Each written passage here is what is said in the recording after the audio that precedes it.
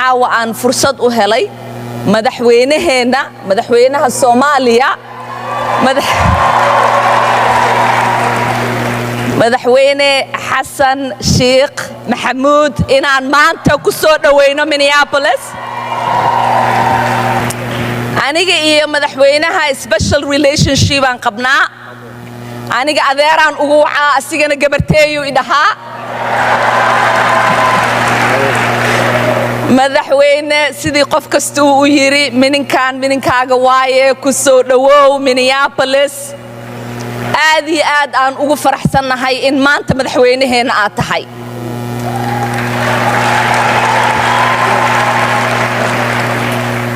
Soomaaliya dadka meeshaan wada joogo dhan waa gurigooda anaga ma dareensannihin in ay naga tahay meel naga fog Soomaaliya wadnaheenay ku nooshahay qalbigeenay ku jirtaa maalin kasta aan ka fikirnaa Soomaaliya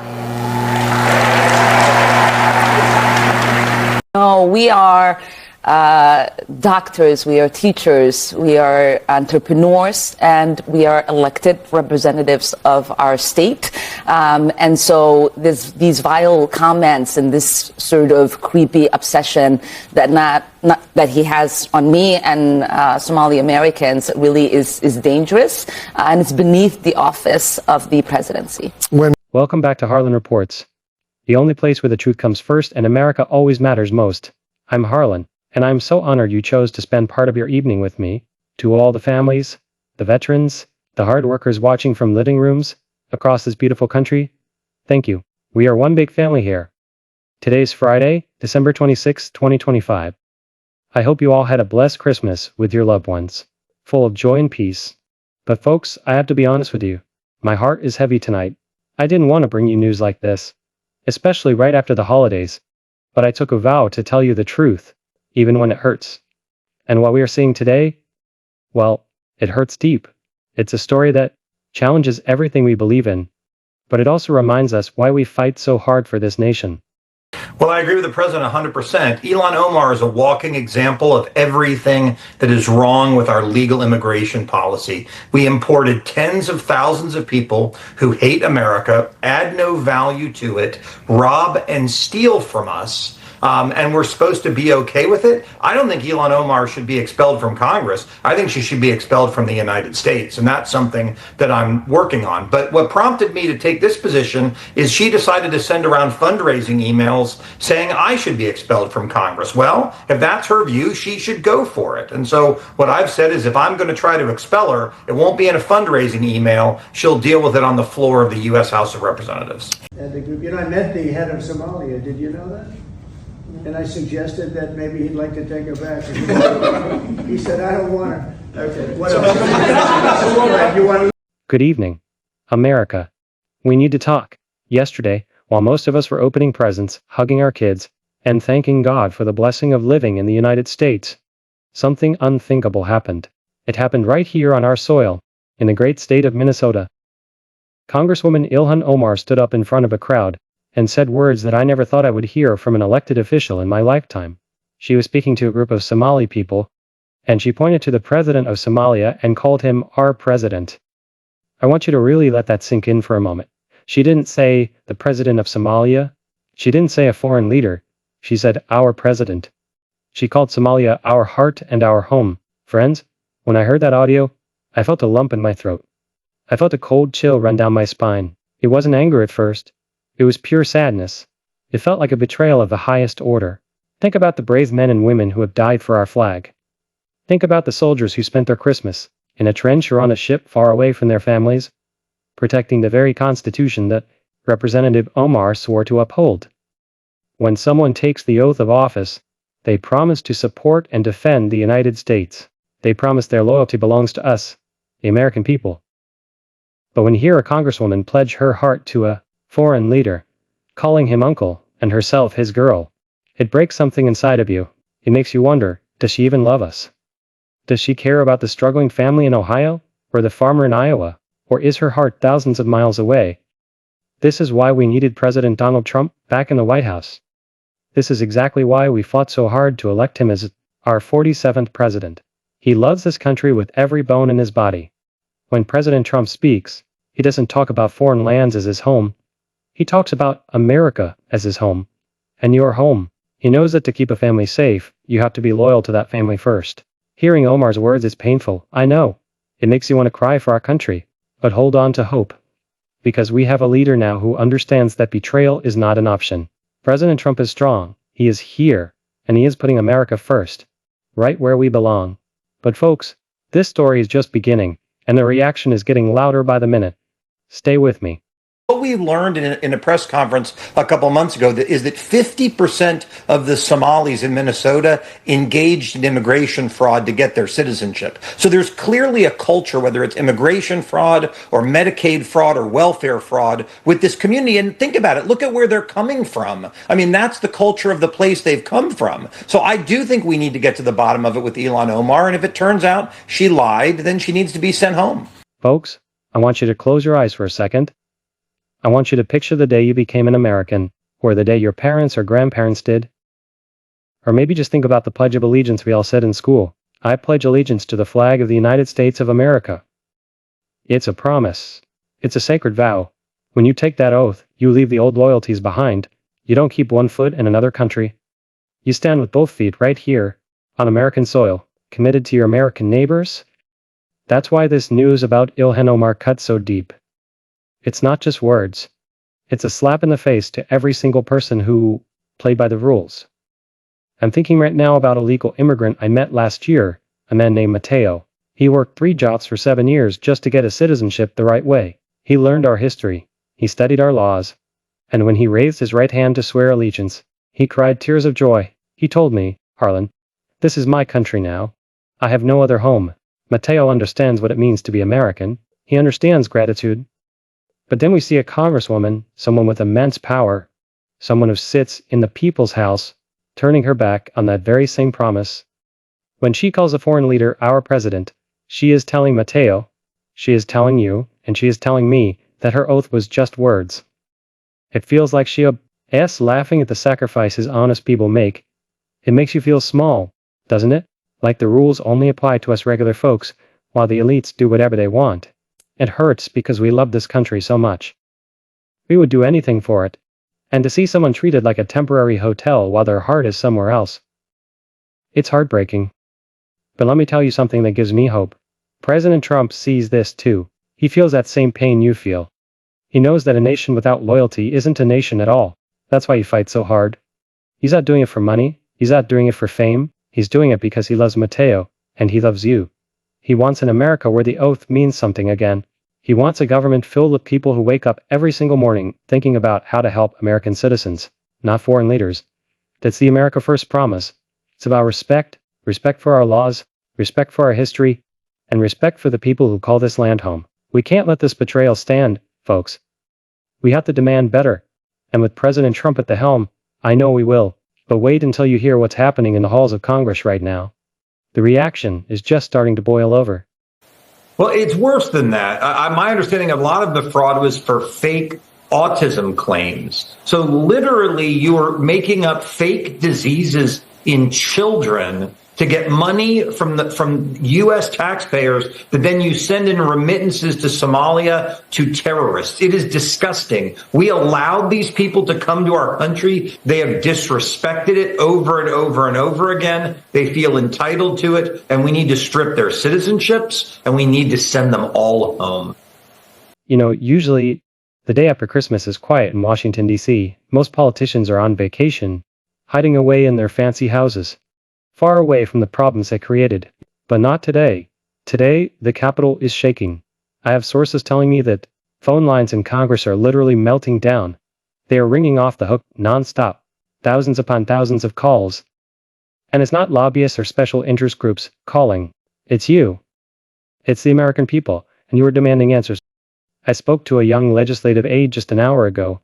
A sweet girl, fresh out of college, working for a strong America First representative. She was crying on the phone with me. She said, Harlan, I've never heard anything like this. We have veterans calling in sobbing, asking why they lost their legs in war if our leaders belong to another country. We have grandmothers calling, terrified that their country is being stolen. She told me that for the first time in her life, She feels like the people are truly in charge again. And let me tell you, the patriots in Congress are listening. Because of the strength President Trump has shown, our representatives finally have the courage to stand up and say no more. They aren't scared of the media anymore. They aren't scared of being called names. Reports are flooding in that a group of brave representatives is already drafting articles of expulsion. They are using the D word. Folks, deportation. They are saying that if you pledge allegiance to a foreign power, you lose the privilege of being an American citizen. It brings tears to my eyes just thinking about it. For so long, we were told to sit down and shut up. We were told that noticing these betrayals made us the bad guys. But President Trump changed all that. He showed us that it is okay to love your country out loud. He showed us that fighting for America isn't hateful. It's the most loving thing you can do. Now, we see leaders rushing to microphones, not to apologize, but to demand justice for you. They are saying Ilhan Omar has crossed a line that can never be uncrossed. The sleeping giant isn't just awake, my friends. It is marching. The energy is electric. You can feel it in the air. We aren't helpless anymore. We have a champion in the White House, and now we have an army of patriots in Congress following his lead. But as we celebrate this new strength, there is a shadow lurking. I'm getting word of a response from the other side. Excuses are already being made, and the spin machine is revving up to try and gaslight us again. You won't believe what they are trying to tell us now. Stay right there. You know, there's an old saying, don't pee on my leg and tell me it's raining. I'm sorry to be blunt, folks, but that is exactly what the media and the apologists are trying to do to us right now. I warned you, the spin machine was revving up, and here it is. I'm seeing reports popping up on the screen claiming that we just misunderstood. They are saying it was a mistranslation or a cultural figure of speech. They want you to believe that when she said our president to a foreign leader, she didn't really mean it like that. This makes me so angry I could cry. It hurts because it shows just how little they respect us. They think the American people are stupid. They think the mechanic in Michigan, the waitress in Arizona, and the farmer in Nebraska can understand plain reality. They think they can pat us on the head and say, "Oh, you silly patriots. You just don't understand the nuance." It is the ultimate insult. It's not just the betrayal of the act, it's the arrogance of the cover-up. Think about it like a marriage. Imagine if a husband or wife got caught telling another person I love you, and when they got caught, they said, "Oh honey, you just misunderstood the context." You wouldn't just be mad, you would be heartbroken, you would feel sick to your stomach. That is how we feel right now. We are in a committed relationship with America. We give this country our hard-earned tax dollars, our sweat, our prayers, and the lives of our children in uniform. We are faithful, and in return all we ask, the only thing we ask is for our leaders to be faithful back. Is that too much to ask? Is it too much to want a representative who doesn't have a special relationship with a foreign government? This is exactly why we cling to President Trump. He doesn't play these word games with us. When Donald Trump speaks, you never have to guess whose side he is on. He doesn't need a translator, and he doesn't need a team of spin doctors to explain what he really meant. When he says America first, he means America first. He respects you enough to tell you the truth, straight up. He treats us like adults, not like children who need to be corrected by the elites. The contrast between his honesty and their lies is so sharp it cuts like a knife. We are starving for truth, and they are feeding us excuses. But hold on. Stop everything. I'm being handed a piece of paper by my producer. Oh my goodness. Folks, if what is on this paper is true, their mistranslation excuse is about to be blown into a million pieces. You need to hear this right now because it changes the whole ballgame. This wasn't an accident. This wasn't a slip of the tongue. What I'm about to read to you proves this goes deeper than we ever imagined. I am literally shaking as I read this. My hands are trembling. This paper. This isn't just a rumor. This is a transcript. A direct translation from a verified expert who reviewed the entire speech, not just the clips the media wanted you to see. They told us it was just a figure of speech, right? They said it was just respectful talk for an elder. Wrong. Dead wrong. Listen to this. In the full speech, she didn't just say our president. She said, and I quote, "The US government will do what we want, not the other way around. We need to protect our interests." Our interests? Whose interests? Exactly. Somalia's interests? She is talking about using her seat in the United States, Congress, the seat that you pay for with your tax dollars, to strong-arm America into doing Somalia's bidding. This is a gut punch. It's like finding out someone has been stealing from your family while smiling in your face. We trust these people with our national secrets, with our laws, with the safety of our children, and here we have proof, black and white proof, that the priority isn't the safety of Minnesota or the prosperity of America. The priority is a foreign agenda. It makes you feel vulnerable, doesn't it? It makes you realize just how close we came to losing everything. If President Trump hadn't won, if we didn't have a fighter in the Oval Office right now who sees through this nonsense, imagine what would be happening. They would be selling us out piece by piece, and we wouldn't even know it until it was too late. But thank God, and I mean that thank God we have Donald Trump. He knew. He told us way back in his first term. He warned us about people who do not love our country entering our government. We were called names for listening to him. But today, vindication feels bittersweet. We were right, but being right doesn't stop the pain of seeing our country treated like a doormat. I'm looking at the comments coming in on our live stream right now. People are heartbroken. A grandmother, named Susan, just wrote, "Harlan, I'm crying. I lost my son in Afghanistan. He died for this country. How dare she? Susan, I am crying with you. Your son is a hero. He is the best of us. And he deserves a government that honors his sacrifice by putting America, and only America, first." This transcript changes everything. It's no longer a debate about words. It's a debate about loyalty. It's a debate about survival.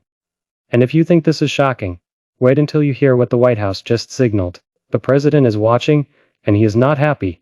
Stay tuned. Folks, I just got the signal. The White House has responded. We knew President Trump wouldn't stay silent on this. He never does when America is being disrespected. But the way he is handling this, it brings tears to my eyes. This isn't just a political statement. It's a promise from a father to his children. Sources close to the Oval Office tell me that President Trump was briefed on the full transcript just moments ago. And his reaction, it wasn't rage, it was resolve. He looked at his staff and said, "This ends now. We don't have dual citizenships and loyalty. We have Americans." He didn't scream. He didn't yell. He just stated a simple, powerful truth that we have been craving for years. Imagine the strength it takes to stand up like that. While the media is screaming racism and the other side is making excuses, our president is standing like a rock in the storm. He is the only one brave enough to say what we are all thinking. If you love another country's president more than ours, you should go live there. It's not hateful, it's just common sense. I'm hearing that President Trump is already looking into legal avenues to ensure that every single person in our government is 100% loyal to the United States. He is talking about new executive orders to enforce the oath of office like never before. He wants to make sure that no foreign flag ever flies higher than Old Glory in the hearts of our leaders. This makes me want to weep with gratitude. Finally, we have a protector. Finally, we have someone who isn't afraid to hurt feelings to save the country. Do you remember how it felt before him? When we were told to be ashamed of our patriotism? When we were told that America first was a bad word? Those days are gone. And let me tell you, the mood in the White House isn't panic. It's confidence. They know the American people are with them. They know you are with them. I just saw a message from a viewer in Texas, a rancher named Jim. He said, "Harlan, tell the president we are praying for him. Tell him we are ready to stand with him against anyone who tries to sell us out." Jim, your message is heard, and I believe the president feels those prayers. But listen closely, because the plot is thickening. While the president is taking action, there is a movement starting in the streets. I'm getting reports of something incredible happening outside Ilhan Omar's office right now. You are not going to believe the scene unfolding there. It's not what you think. It's something beautiful. Stay with me. Folks, I want you to picture this. It's cold in Minnesota tonight. Bitter cold. But outside Ilhan Omar's district office, the air is warm with something powerful. I'm looking at live footage right now. And it's not just angry shouting. It's not violence. It's a sea of American flags. Hundreds, maybe thousands of people have gathered spontaneously. They are lighting candles. They are singing, "God Bless America." And here's the part that will make you weep. It's not just one type of person out there. I see veterans in wheelchairs holding signs that say "For my country." I see legal immigrants, people who came here the right way from all over the world, standing side by side with born and raised locals. They are holding hands. They are crying together. One sign caught my eye. "We left our past to be American. Why can't you?" That hits home, doesn't it? These people understand that America isn't just a place on a map. It's a family. It's a covenant we make with each other. And when one person in power breaks that covenant, the family comes together to protect it. This isn't a mob, it's a vigil for our values. It's a beautiful, peaceful uprising of the silent majority who have finally found their voice again, thanks to the courage President Trump gave them. I'm hearing reports that people are driving in from neighboring states just to be there. A truck driver named Mike called into the station a few minutes ago. He said, "Harlan, I'm hauling a load to Chicago, but I turned my rate around. I'm heading to that office. I need to stand with my brothers and sisters. Mike, you are a true patriot. That is the spirit that built this country, and that is the spirit that will save it." This scene proves that the media lied to us. They told us we were divided. They told us we hated each other. But look at that screen. That is unity. That is love. Love for this land. Love for our freedom. And love for the president who fights for it all. President Trump has united us in a way no one else could, by reminding us that being American is a privilege worth defending. But folks, as beautiful as this is, the fight isn't over. The establishment is terrified of this unity. They are scared of you. And I have just received word that a group of high-ranking officials is about to make a statement that could turn this whole situation upside down. You need to hear what they are planning. It's a desperate move, but we need to be ready. We knew they wouldn't go down without a fight, didn't we? We knew the swamp runs deep, but what I'm hearing now, it is almost unbelievable. Sources inside the Beltway are leaking details of a unity statement being prepared by establishment leaders from both parties. Yes, you heard me right. While you are out there lighting candles for America, while President Trump is fighting tooth and nail for our sovereignty, these career politicians are huddled in a back room trying to figure out how to save their power, not our country. They are terrified. They see the writing on the wall. They see that the American people are no longer buying what they are selling, so their plan to lecture us, to tell us that demanding loyalty is dangerous, to tell us that asking a representative to put America first is divisive. Can you believe the nerve? They want to make you the villain for loving your country too much. It makes me sick. It truly does. It feels like we are in a battle for the very soul of this nation. On one side, you have the elites who think global citizenship is the future. On the other side, you have us, the families who just want safe neighborhoods, good jobs, and leaders who actually care about us. It's David versus Goliath all over again. But here's the thing about Goliath. He fell. And these establishment figures are going to fall too. Why? Because they don't have what we have. They don't have heart. They don't have the love that I see in your eyes. They don't have the courage of a president who walked away from a billionaire lifestyle to take bullets, literally and figuratively, for the forgotten men and women of this country. When they release this statement, don't let it discourage you. Let it fuel you. Let it be the proof you need that we are winning. If they weren't scared, they wouldn't be trying so hard to shut us up. Their desperation is our confirmation. We have them on the run, folks. And amidst all this political maneuvering, something extraordinary is happening that cuts through the noise like a beacon of light. I just received a video clip sent in by a viewer in Minnesota, right from the heart of the gathering we talked about earlier. You need to see this. It's not a politician speaking, it's a child. A little boy, and what he is doing is going to restore your faith in the future of this republic in a way nothing else could. Grab your tissues, because this is the America we are fighting for. Folks, I have seen a lot of things in my time. I've seen presidents inaugurated, I've seen rockets go to space, and I've seen tragedies that broke our hearts. But this short video clip that just came in from Minnesota, this is different. It's pure, it's innocent, and it cuts through every single bit of political noise we have heard today. In the middle of that crowd outside the district office, surrounded by adults holding candles and flags, there is a little boy. He can't be more than 6 or 7 years old. He's wearing a puffy winter coat and a red Make America Great Again hat that is just a little too big for his head. He's holding a small American flag, waving it back and forth, but that's not the part that gets you. The camera zooms in, and you can see he is talking to an older man standing next to him. A Somali gentleman, an elder in the community who is standing there with his head bowed, looking conflicted and sad. The little boy tugs on the man's coat, looks up at him with big, sincere eyes, and says, "Don't be sad, mister. We are all on the same team here. We are Americans." Then, without hesitating, the little boy hands the man his own small flag. The man takes it. His hands are shaking. He looks at the flag, then at the boy, and tears start streaming down his face. He whispers, "Thank you, son, thank you." And right there in the freezing cold, they hug, a little boy who loves his president, and an immigrant elder who just needed to be reminded of what really matters. This is it, folks. This is the magic of America First. It's not about hate. It's about love. Love for our shared home. That little boy understands what Ilhan Omar doesn't. He understands that being American means you are part of a family that looks out for each other. He didn't see a stranger, he saw a teammate. He didn't see a political enemy, he saw a neighbor. President Trump fights for that little boy. He fights so that kid can grow up in a country where flags are honored, not burned. He fights so that team stays strong and united. Seeing that innocence, that pure patriotism, it reminds us why we can never give up. It reminds us that, despite the betrayals in Washington, the heart of this country is still beating strong in our children. This moment is going viral for a reason. It is melting hearts everywhere. It is showing the world that the real America isn't the angry words of a congresswoman, it's the kindness of a child in a MAGA hat. But, hold on, don't go anywhere. I'm being told there is one final major update coming from the president himself. A message directly to that little boy and to all of you. You are going to want to hear this. It is the perfect ending to a historic day. And here it is. The moment we have all been waiting for. I told you the president was watching. I told you he never misses a beat when it comes to the heart of this nation. Just seconds ago, the White House released a statement directly from President Trump. And folks, I can barely read this through my tears because it is just so perfect. The president didn't just see the video of that little boy and the elder. He felt it. He said, and I'm reading this straight from the screen, I saw the true spirit of America tonight in Minnesota. A brave young patriot and a wise elder, united by our great flag.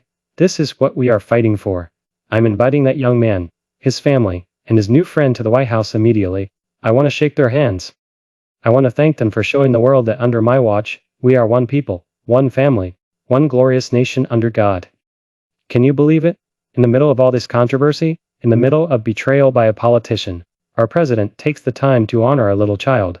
He is going to bring them to the people's house. He is going to look that little boy in the eye and tell him he matters. This is why we love him. This is why we voted for him. Because he knows that the real VIPs aren't the people in Congress with the fancy titles. The real VIPs are you, your children, and the patriots who stand up for what is right. Today started with heartbreak. It started with anger over a leader who forgot who she works for. But it is ending with hope. It is ending with a promise kept. We have a president who demands loyalty, yes, but he also gives love back 10 times over. We are going to be okay, folks. Actually, we are going to be better than okay. We are going to be great. The darkness of betrayal cannot stand against the light of American patriotism. So dry your eyes, America. Hug your kids tight tonight. Tell them they live in the greatest country on earth, led by a man who will never, ever let them down. The future is bright, it is secure, and it is red, white, and blue. Thank you for being with me on this emotional roller coaster. We stood together, we cried together, and now we celebrate together. Please, do me a huge favor. Hit that subscribe button and give this video a like. We need to grow this family so that truth can reach every corner of our land. I'm Harlan, and from the bottom of my heart, I love you, and I love this country. Good night, patriots, America first, forever.